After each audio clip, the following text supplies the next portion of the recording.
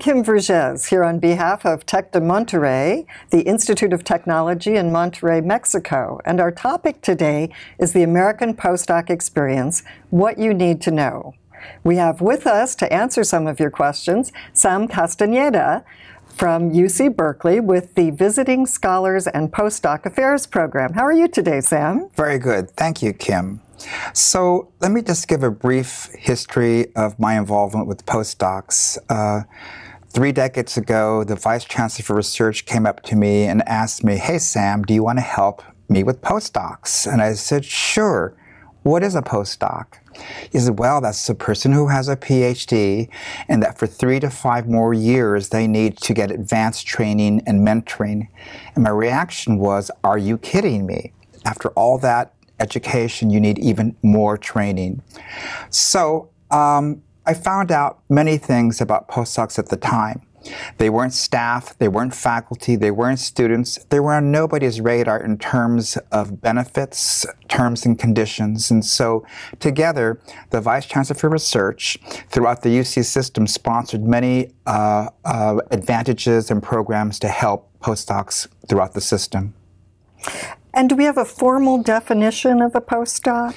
Yes, a postdoc in the UC system and actually throughout the United States is somebody who has a PhD for less than 5 years normally, unless they're for medical reasons or for raising a family, they stop the clock. And so after 5 years in the UC system, you have to be advanced to another type of position that involves career progression. Oh, great. And do you have to have funding for that? In fact, you do. The joke is you can't be a rich PhD recipient and say to a faculty member, "I have my own money and I want to come do research in your institution." Instead, you have to gain this financial sponsorship from an institution, either from a grant from a university or from a granting fund agency. And how do you select a mentor for the postdoctoral experience? Well, that's one of the most, I think, difficult parts. First of all, just locating somebody who will hire you, or locating somebody who will allow you to come into the lab with money that you bring with you. That's a lot easier. There has to be a good match. Many postdocs simply apply, they'll take the job, and then later realize it's not a good fit. That they didn't come all the way from another country to, I say this jokingly, to wash bottles in the lab, but rather they came here to advance their career opportunities.